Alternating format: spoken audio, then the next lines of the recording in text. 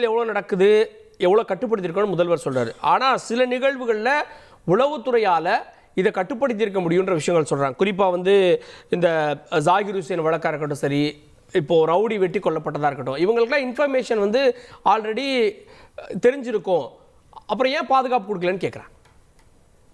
அது உங்க கேள்விக்கு பதில் சொல்றதுக்கு முன்னாடி நாகராஜன் நிறைய சொல்லிட்டு இருந்தாரு, என்கிட்ட டேட்டா இருக்கு, உங்ககிட்ட டேட்டா இருக்கு, நானும் டேட்டா கொடுக்குறேன். அவர் விட்டா கலைஞர் ஆட்சி 10 வருஷத்துக்கு முன்னாடி நான் விட்டா நேரு எப்படி ஒன்றியத்துல ஏதாவது பிரச்சனைனா நேருவை கூப்பிட்டு வராங்க. இப்போ வந்து 15 வருஷத்துக்கு முன்னாடி நடந்த ஆட்சி டேட்டாவெல்லாம் கொண்டு வந்து விவாதம் பண்ணாங்கன்னா நாங்க எல்லாம் கொண்டு வருவோம். போதைப் பொருள் அதிகமாயிடுச்சுன்றாரு. பாராளுமன்றத்துல நீங்க தான் சொல்றீங்க, ஆமா துரைமுருகன் வந்து குஜராத்லயும் மகாராஷ்டிரால இருந்துதான் வந்து நீங்கள் ஆண்டு கொண்டிருக்கக்கூடிய மாநிலங்கள் உங்களுடைய கட்டுப்பாட்டில் இருக்கக்கூடிய சுங்கத்தரையை மீறிதான் அங்கிருந்து கடத்தல் நடந்துகிட்டு இருக்குது. அப்ப இதெல்லாம் யார் பொறுப்பு எடுக்கிறா? உள்நாட்டுக்குள்ள சிந்தட்டிக் ட்ரக்ஸ் வர்றதுக்கான, சைக்கோட்ராபிக் சப்ஸ்டன்சஸ் வருவதற்கான என்ன நீங்க உருப்படியான வேலையை பண்ணி வச்சிருக்கீங்க?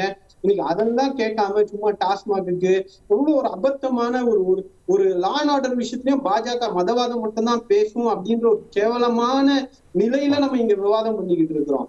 ஏன்னா ஜான்ன்ற ஒரு மைனாரிட்டின்றதுனால இன்னைக்கு விவாதம் நடந்துச்சான். அவர் திருநெல்வேலியில கொல்லப்பட்ட சப் இன்ஸ்பெக்டர் மைனாரிட்டியா, அவருக்கான ஓட் பேங்கா, இப்படிலாம் யோசிக்கிறதுக்கு யாருக்குங்க ஒரு மனநிலை வேணும்? எந்த அளவுக்கு ஊறி போயிருக்கணும் மதவெறி இப்படிலாம் பேசுறதுக்கு? திராவிட முன்னேற்ற கழகம் இந்த தீர்மானத்தை கொண்டு வந்துச்சு, அடிப்படை அறிவுனா இந்த தீர்மானத்தை கொண்டு வந்தது எதிர்கட்சி தலைவர். நின்று பதில் சொல்றோம், நீங்களும் 4 எம்எல்ஏ இருக்கீங்க, கொண்டு வாங்க. இதுக்கு முன்னாடி எத்தனையோ விவாதங்களுக்கு எதிர்கட்சி கொண்டு வரும்போது சென்சிட்டிவிட்டி ஆஃப் த இஷ்யூ, இப்ப இதை விவாதம் பண்ணா மைனாரிட்டி ஓட் பேங்குக்காக ஒரு சப்பக்கட்டு கட்டுறது, இதை விவாதம் பண்ணலன்னா சட்டம் ஒழுங்கை பற்றி விவாதிக்க திமுக அரசு தயாரா இல்லைன்னு சொல்றது. அப்ப எல்லாமே எதிர்கட்சிகள் தான் ஒரு நரேட்டிவை டிரைவ் பண்ண போறீங்களா என்ன? நான் கேக்குறேங்க, யூபில இங்க யூபியோட கம்பேர் பண்ண வேணாம்னா அப்ப என்னத்துக்கு யூபி மாடல், யோகி மாடல், புல்டோசர் மாடல் எல்லா இடத்துலயும் அடிச்சு விட்டுட்டு சுத்துறீங்க? நிறுத்துங்க அத. குஜராத்ல எவ்வளவு கிரைம் நடந்துகிட்டு இருக்குது, மகாராஷ்டிரா சரி அது ஓகே, மகாராஷ்டிரால ஏன் குற்றம் நடக்குது அதையும் விட்டுருங்க. டெல்லி நீங்க தாங்க 15 வருஷமா காவல்துறை உங்க கையில வச்சிருக்கீங்க. டெல்லியும் அதே மாதிரியா கொள்ளைக்கார மாநிலமா? டெல்லியில ஏன் கொலைகள் நடக்குது? டெல்லியில ஏன் கற்பழிப்புகள் நடக்குது? எது கேட்டாலும் மணிப்பூர்ல கையாளத்தனமாக 2 வருஷமா உள்நாட்டு போர் நடக்குது. ஒன்றிய அரசு ஒரு வேலையும் செய்யல. சட்டம் ஒழுங்கு பத்தி எல்லாம் பேசுறது பாஜகவுக்கு துப்பு இருக்குதா?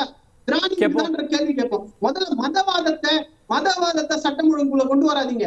நான் கேட்கிறேன், அந்த அளவுக்கு இன்டெலிஜென்ட் அறிவு இருக்கிறப்ப நாக்பூர்ல ஏன் கலவரம் நடந்துச்சு, போலீஸ்காரங்க தாக்கப்பட்டாங்கன்னு நீங்க தான் சொல்றீங்க.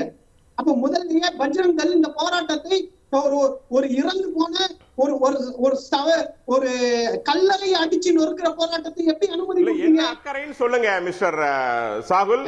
அவர்கிட்ட கேட்கிறேன் ஒரே கேள்வி, சிறப்பு கவன ஈர்ப்பு தீர்மானம் கொண்டு வர அளவுக்கு என்ன அக்கறைன்னு கேளுங்க.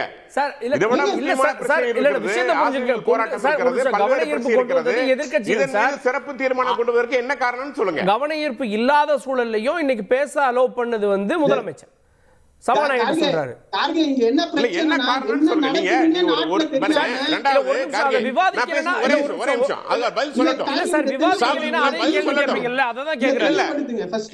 ஒருவேளை நான் பேசி முடிச்சேன். ஒரு கேள்வி பதில் சொல்லிட்டு ஒரு கேள்வி பதில் சொல்லுங்க சாகுல். ஒரே நிமிஷம் சாகுல், நீங்க முதலமைச்சர் உங்களுடைய முதலமைச்சர் பேசுறாங்க, நான் பேசி முடிச்சிடறேன் சாகுல். ஒரே நிமிஷம், இதுக்கு சேர்த்து நீ பதில் சொல்லுங்க, நான் இடம் இருக்கல. இன்னைக்கு முதலமைச்சர் பேசி முடிச்சிடறாரு. முதலமைச்சர் பேசிக்கிறதுக்கு முன்னாடி எதிர்கட்சி தலைவர் எந்திரிச்சு வெளியே போயிடுறாரு. வெளியே போனதுக்கு அப்புறம் சொல்றாரு, தைரியம் இருந்தால் நான் சொல்றதுக்கு பதில் சொல்லுங்கன்னு சொல்றாரு. அந்த வீடியோல டிவியில எதிர்கட்சி தலைவர் பேசுறதை காமிக்கிறதுல அனுமதிக்கிறது இல்ல. இன்னொரு விஷயம், உங்க முதலமைச்சர் உண்மைக்கு புறம்பாக பேசுகிறார் ஆதாரம் வச்சிருக்கேன்.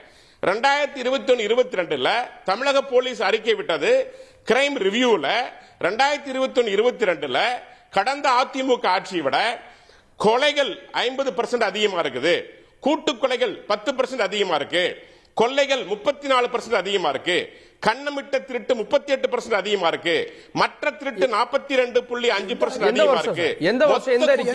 2021-22 40% அதிகமா இருக்கு. இல்ல இத்தனை அதிகமா இருக்குறப்ப நீ கம்பேர் பண்ணி தான் பேசுறோம். இல்ல சார், முதலமைச்சர் இல்ல ஒரு NCRB டேட்டாவோ முதலமைச்சர் சொல்றதோ 1661 கொலைகள். தமிழ்நாடு குறித்து 2021 எதிர்க்கட்சி தலைவர் எடப்பாடி வெளியே போனது குறித்து பேசிட்டு இருக்கோம் சார். தமிழ்நாட்டு நிலைமை குறித்து பேசுறோம். உடனே என்சிஆர் யூபிக்கும் பீகாருக்கு போக வேண்டாம். இதற்கு யார் காரணம்? என்ன பதில் சொல்லுங்க. அதான் கேக்குறேன். தமிழ்நாட்டில் நடக்கிறது யார்? உங்க ஆட்சி தமிழ்நாட்டில் நடக்குது. நான் உங்களை கேக்குறேன், அதிமுக ஆட்சியோட கம்பேர் பண்ணி கேக்குறேன். உங்க ஆட்சி மோசம் ஏன் மக்கள் சொல்றாங்க? நாங்க சொல்றோம் இந்த டேட்டாவை ஏத்துக்க தயாரா இல்ல ஹபீஸ். ஓகே, இந்த டேட்டா தப்பு, இந்த டேட்டாவை ஏத்துக்க தயாரா இல்லன்னு சொல்றாங்க. அதுக்கு பதில் சொல்லுங்க. கிரைம் ரிப்போர்ட், கிரைம் ரிவ்யூ கொடுத்த ரிப்போர்ட் சார். உங்க முதலமைச்சர் கொடுத்த டேட்டா தப்பு அப்படின்றாங்க. பதில் ஹபீஸ். முதலமைச்சர் பல விஷயங்கள் உண்மைக்கு மாறா பேசுறாரு சார். இல்ல கேட்றோம் சார், பதில் கேட்றோம். ஓகே நாகராஜ் பதில் கேக்குறேன். சரியா? அதாவது முதலமைச்சர் உண்மைக்கு மாறா சட்டமன்றத்துல பேசினார்னா நாளைக்கு பிரிவிலேஜ் மோஷனை கொண்டு வர சொல்லுங்க. அவங்களுக்கு 4 எம்எல்ஏ இருக்காங்க. தைரியம் இருந்தா, துணிச்சல் இருந்தா நாளைக்கு அதை கொண்டு வர சொல்லுங்க. ஒண்ணு. ரெண்டாவது, என்ன ஒரு கஷ்ட காலம்னா இந்த தீர்மானத்தை எதிர்கட்சிகள் தான் கொண்டு வந்தாங்கன்றது கூட தெரியாத நபரோட விவாதம் பண்ண வேண்டிய ஒரு கஷ்ட காலத்துல உட்காந்து நான் விவாதம் பண்ணிட்டு இருக்கேன். இன்னொன்னு, என்சிஆர்பி டேட்டாவை நம்புறதுக்கு ஒரு பாஜகவே தயார் இல்லைன்னா நீங்க தான் சொன்னீங்க முதலமைச்சரே கொண்டு வந்தாருன்னு. எதிர்க்கட்சிகள் கேட்டா எங்களுக்கு தெரியும். பதிவு செய்யாதீங்க. எதிர்க்கட்சிகள் கேட்டா எங்களுக்கு தெரியும்.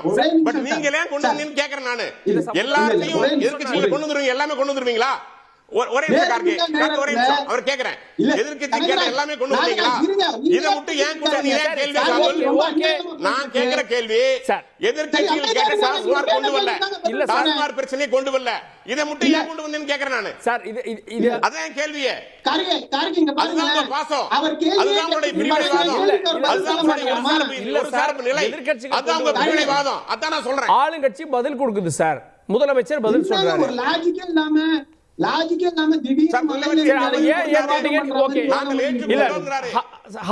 முதலமைச்சர் பதில் கொடுத்திருக்கிறதுலே ஒரு அரசியல் இருக்கின்றார். நீங்க எல்லா விஷயத்தையும் சட்டமன்றத்தில் விவாதிச்சிருக்கீங்களா அப்படின்னு கேக்குறாரு எதிர்க்கட்சி கொண்டு வந்தது. நான் அதுதானே சொன்னேங்க. ஒருவேளை இது விவாதம் பண்ணலன்னா பாஜக வெளியே என்ன பிரஸ் மீட் கொடுத்துருக்கோம்னா 2 கொலைகள் நடக்குது, வீடியோ ஆதாரங்கள் இருக்குது, நடமாட நிம்மதி இல்ல, முதல்வர் தீர்மானத்திற்கு விவாதம் செய்வதற்கு தயாராக இல்லை, ஒதுங்கி ஓடுறாருன்னு இவங்களே சொல்லுவாங்க. மீதி அதை பதில் சொன்னா சென்சிட்டிவா அணுகுறோம் அப்படின்னு சொன்னா பதில் சொல்ற நீங்க காமிக்கிறீங்களா? சட்டப்பேரவையில் எதிர்க்கட்சி தலைவருடைய பேச்சு வெளியே வருதா? எதிர்க்கட்சி தலைவர்கள் பேசுற பேச்சுக்கள் வெளியே வருதான்னு கேக்குறேன். நீங்க முதலமைச்சர் பேசுறது தான் காமிக்கிறீங்க. ஏன் காமிக்கிறது இல்ல சட்டசபையில? நீங்க ஜனநாயகப்படி நடந்தா காமிக்கிறதா இல்லையா? ஒரு நிமிஷம் ஏன் ஆபீஸ் மட்டும் பேசுறோம்? நீங்க ஆபீஸ் மட்டும் பேசுறோம், ஏன் வெளியே வர மாட்டேன்னு கேக்குறேன் நான். ப்ளீஸ் ஒரு நிமிஷம், ரெண்டு பேரும் ஒரு நிமிஷம், ஒரு எனக்கு டைம் கொடுங்க. இல்ல ஒரு நிமிஷம் நாகராஜ், ஒரு நிமிஷம் ஹபீஸ், ஒரு நிமிஷம் கூல் டவுன் ப்ளீஸ். ஹபீஸ் மட்டும் பேசுற பதில் வார்த்தை தவற விட்டுறாதீங்க. நான் நாகரிகமா நடந்துட்டு இருக்கேன். ஒரு நிமிஷத்துக்கு உள்ள போட்டுட்டு இல்ல நீங்க பதில் முடிச்சுங்க. இல்ல ஹபீஸ் பதில் ஸ்டாப் பண்ணிட்டேன். மதவாதத்தை கட்டிட்டு இருக்காரு அயோக்கியத்தனமா. ஒரு மைனஸ் வேணா எனக்கும் தெரியும். தவறான கருத்தை பதிவு செஞ்சா நான் பதில் சொல்லணுமா இல்லையா? உங்களோட டேர்ன்ல பதில் சொல்லுங்க ப்ளீஸ். ஹபீஸ் முடிச்சுங்க.